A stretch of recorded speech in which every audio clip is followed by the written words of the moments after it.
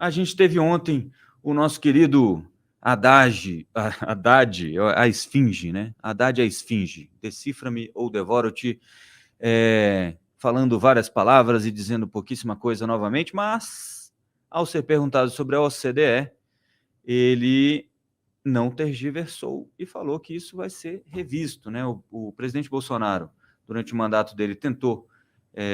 Isso é um movimento de muitos anos, viu, gente? Essa tentativa nossa de fazer parte aí da Organização para a Cooperação e Desenvolvimento Econômico, eu colei aqui, ó, porque eu esqueço esses nomes, que é a famosa OCDE. Então, o que disse o nosso querido Fernando Haddad sobre a OCDE? A gente vê depois, né? Aliás, o Haddad tem sido isso, né, nos últimos dias. Ele disse que é uma política que vai ser definida pelo governo, não pelo Ministério da Fazenda. Novamente, né, um conjunto de palavras para a gente pensar aí sobre comunicação e o nosso querido Fernando Haddad. Ele disse, olha só, veja bem, nós temos uma interface com a OCDE que não é pequena.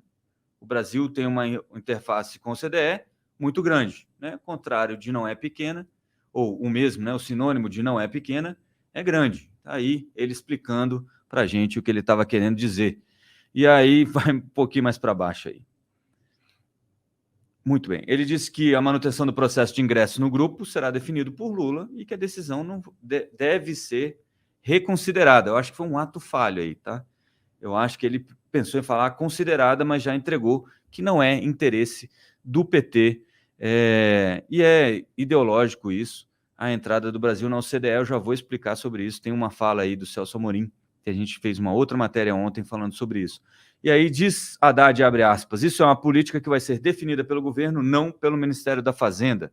Nós vamos estar na mesa para discutir esse assunto, mas é uma decisão de governo que certamente vai ser reconsiderada pelo presidente Lula, que conhece o assunto. E aí ele fala que o Lula já foi presidente por 8 anos, então é o Lula que vai falar sobre isso. E aí, só lembrando, gente, já falei sobre isso, quem manda na Fazenda é o Lula, pelo menos por enquanto.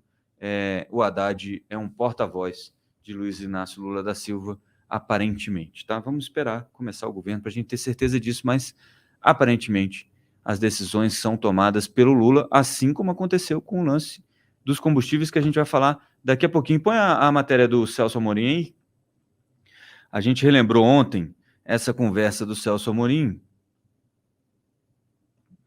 Bom dia, meu coelho está passeando e brincando no quintal. Roberti Souza. O Matheus, está acordado aí, Matheus? Coloca a matéria para nós. Ele disse que sim, ele fica preocupado aqui quando eu faço isso. Perdeu a matéria? Não sei o que aconteceu. O Matheus está em dificuldades lá. Muito bem. Muito obrigado, Matheus. Fico muito feliz com você nesse último dia fazendo isso. Aí depois os caras dão um bom dia só para ele. Tá vendo como são as coisas? Entenda por que o Brasil, com Lula, não deve entrar na OCDE. Eu até acho que, se você tiver um tempinho, leia, a matéria é curta, mas vale a pena. Ó. 2 notas publicadas no site do PT em 2021 e 2019 mostram que figuras-chave do partido não querem continuar com o processo de adesão. Existem aí alguns estudos do IPEA que indicam que a gente ganharia mais ou menos 0,4 ponto percentual no PIB em função da entrada, né? Porque o grupo acabaria ajudando a gente, mas as considerações do PT sobre isso são as seguintes. O Celso Amorim já deu uma entrevista à TV PT lá em 2019, eu acho, que dizia ser associado à OTAN, da OTAN não interessa ao Brasil, de Celso Amorim. E aí ele fala que a gente nunca se associou, tarari, tarará, vai falando desses organismos internacionais.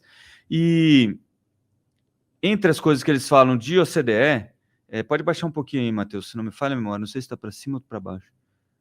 Aqui, ó, a Mônica Valente, que foi secretária de Relações Internacionais do PT, diz que a adesão passaria por uma rigorosa revisão das práticas e políticas públicas nacionais em áreas como agricultura, ciência e tecnologia, comércio e investimentos, educação, pesca, saúde, previdência, meio ambiente, entre outras. Para se tornar membro pleno, o Brasil deveria aderir à convenção na qual constam acordos vinculantes, tais como reduzir ou abolir obstáculos às trocas de bens e serviços e expandir a liberalização dos movimentos de capitais e fluxos de investimentos.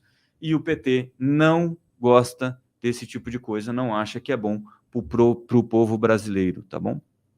Aqui em Sucupira, a gente tende a achar que esse seria um bom negócio, mas aí no Brasil o pessoal acha que isso pode não ser bom porque tira um pouco da autonomia, o que é real, sobre algumas políticas públicas. A adesão plena implicaria na obrigação de mudanças constitucionais liberalizantes que impactariam, na opinião da Valente, negativamente a economia brasileira, pela retirada de proteções e perda de vantagens que lhes são garantidas por sua condição de país em desenvolvimento, além do abandono da autonomia para definir suas políticas e incentivar a desindustrialização. Eu acho que aí está meio mal colocado, mas ela está defendendo que isso incentivaria a nossa desindustrialização.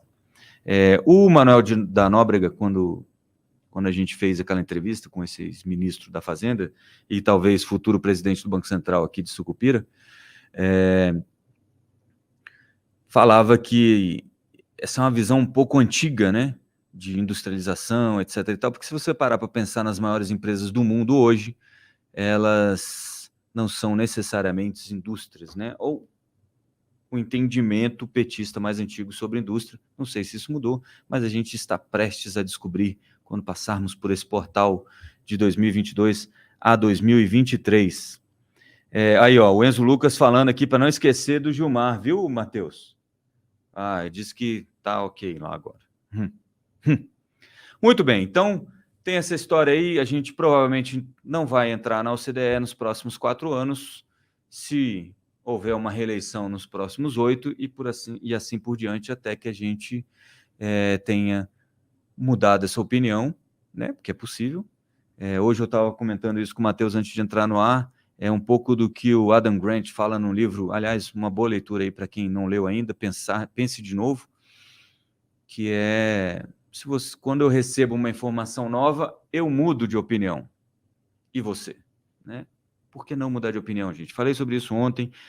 No mercado financeiro, a gente aprende que mudar de opinião, reconhecer o erro, é importante, e mudar de opinião quando chegam informações que desdizem, né, que contradizem o que você pensava, é importante, porque ficar aguerrido, né, ficar muito agarrado a uma opinião que não faz mais sentido pode custar muito dinheiro. Então, desejo a todos em 2023 que vocês possam ter um pouco de flexibilidade intelectual e ideológica, até quem sabe, para poder repensar algumas coisas e crescermos.